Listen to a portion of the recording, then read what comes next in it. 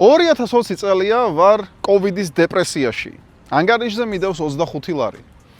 მე და ელისომ არ ვიცით რა უნდა ვქნათ. ახალი გადასულები ვართ ცალკე მშობლებისგან, ქირის ფული გვაქვს გადასახდელი და რეალობას რო გავექცეთ ვთავთ ჩვენი ერთ-ერთი უსაყვარლესი ბლოგერის ვიდეოს, რომელიც იმ ვიდეოს იღებდა ბალიზე ერთ-ერთი ბრინჯის ველის ფონზე.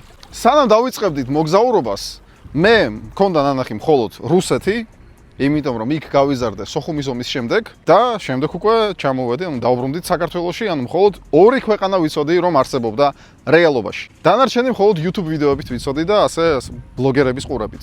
ეხლა მინდა რაღაც სერიოზული გითხრა და ყველაზე მნიშვნელოვანი არის არ მოусმინო ლუზერებს.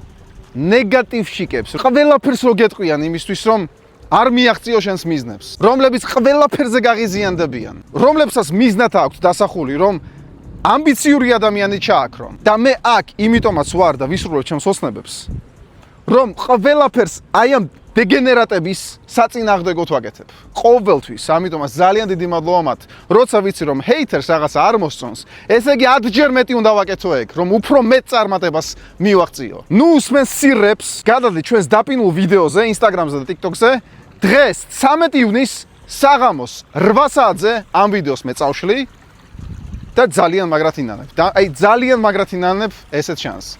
აქ ზუსტად იმიტომაც ვართ, რომ იმ ცოდნას, რომელსაც ვაზიარებ ამ დაპირულ ვიდეოში, ვიყენებ დღემდე და ცხოვრების ბოლომდე გამოვიყენებ. აბა შენიც.